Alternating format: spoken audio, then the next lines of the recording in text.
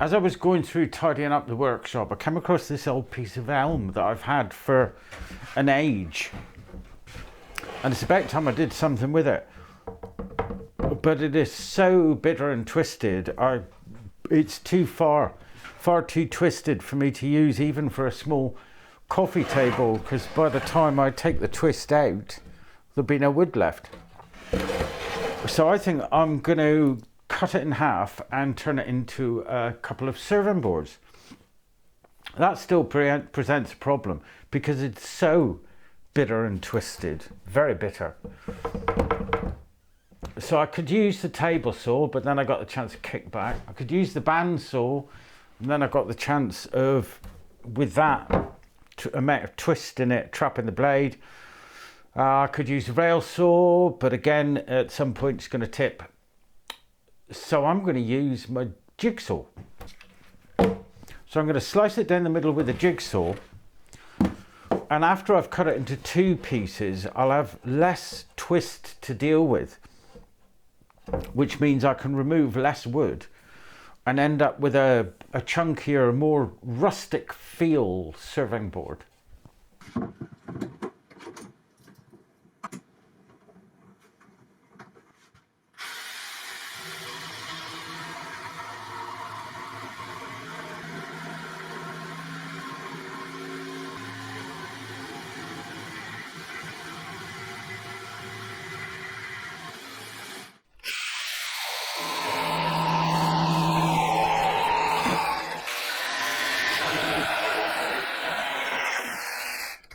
So as you just saw, cutting down twisted, warped cut timber with the jigsaw is an absolute dawdle.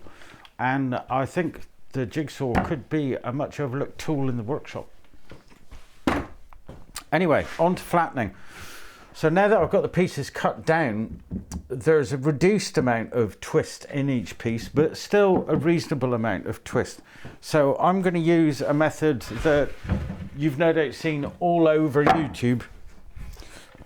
Nothing new here, I'm afraid. I'm just going to take a baseboard and I'm going to trig up my piece on the baseboard so that I can half the twist, if you like.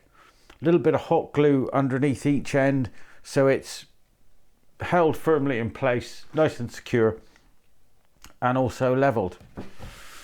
Incidentally, if you've not come across this make before, check it out. This thing is a demon donkey on steroids. It's marketed, if memory serves, as a hot glue gun to seal up cardboard boxes. But it is absolutely amazing. There's no stopping it. Fantastic, and sticks like the proverbial to a blanket once it's hot. So I'm just using some UPVC window packers to get the piece relatively secure, and that's pretty good. And then I'm going to pump it full of demon donkey.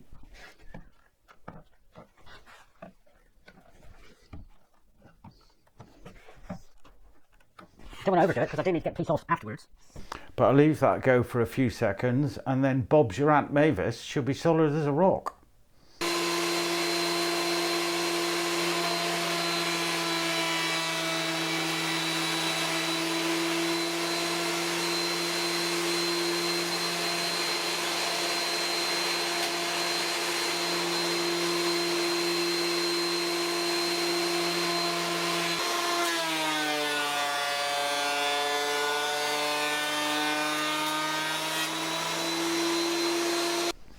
Well, that's my 2 boards, flatten both sides, fairly straightforward. My next job is to straighten that back edge and then square the 2 ends.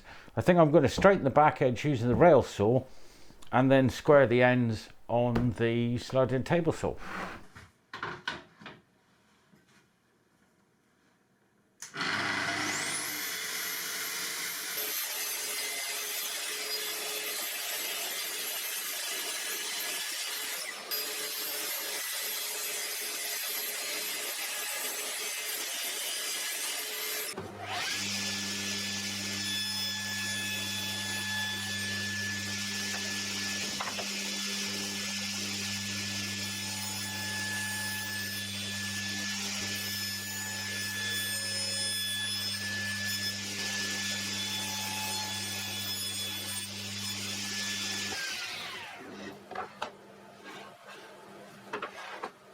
well, I'm all flat and square where I can. So next I need to turn my attention to this live edge. And I'm going to use a relatively soft wire brush just to make sure there's no loose flaky bits on there. But I don't want to destroy this natural look and feel of it. If at all possible, I want to keep it as much as I can. But I've also got these holes, knot holes, here, there and everywhere. And I've got this really bad bit that ripped out. And I'm going to try and build that up with some dark resin. And again, there. So let's see how we do.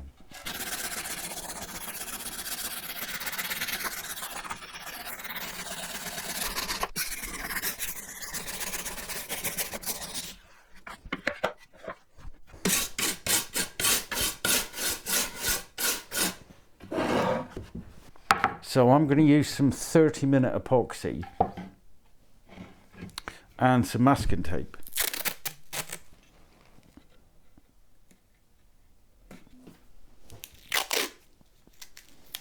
And maybe 2 or 3 applications to get it where I need it to be. I've got a drop of burnt sienna brown resin pigment that should match in quite well.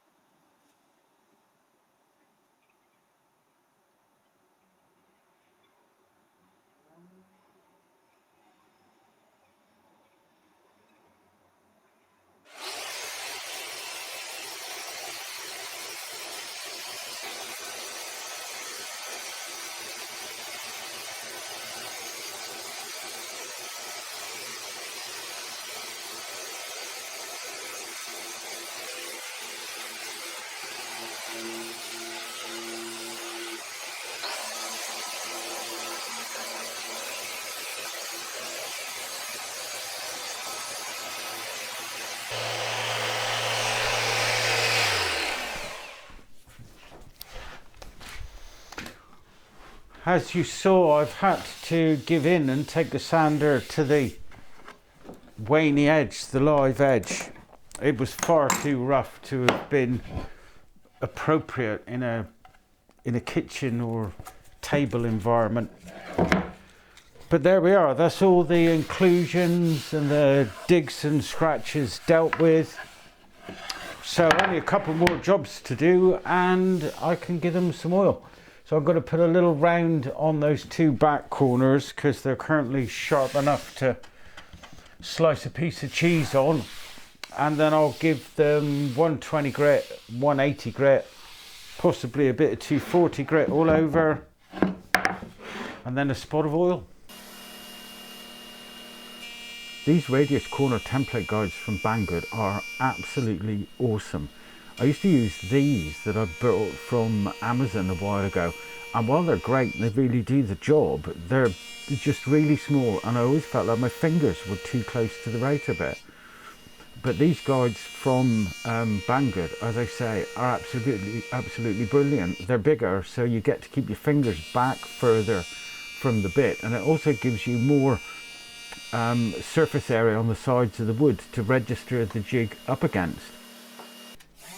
Then I took the long walk over to the sanding bench where I used the RTS 400 on the edges and the newly rounded corners, 120 then 180 grit, and then the ETS 150 with again 120 grit and finishing up at 180 grit. So at this stage I always give the boards a dampen as 180 grit's my penultimate paper. Once they've dried, I'll go over them again with the 180 and then I'll finish with 240. I think I forgot to say that I was going to put a small 3mm round over just on the top and the bottom again to get rid of that real sharp edge and just add that extra little softness to the eye and complete the feel of it. It's worth the extra effort. So the penultimate step, spot of oil. And this is just clear mineral oil, available from all good hardware stores on Amazon. I like to use a cloth to apply it, just so that I don't get any saturated spots. Look at the grain pop on that.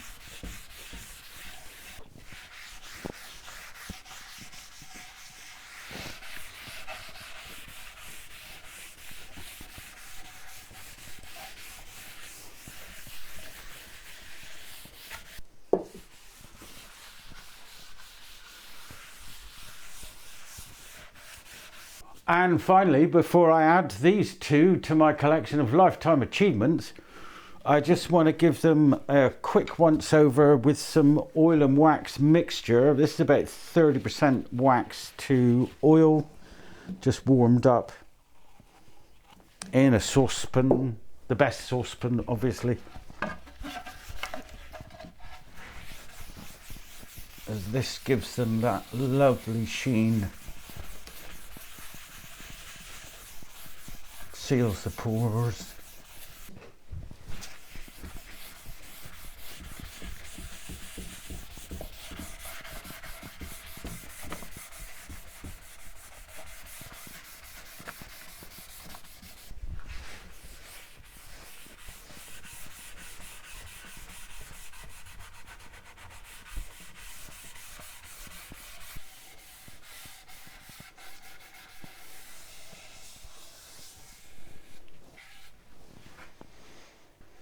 So from bitter, twisted, gnarled and nasty to resplendently beautiful in their simplicity.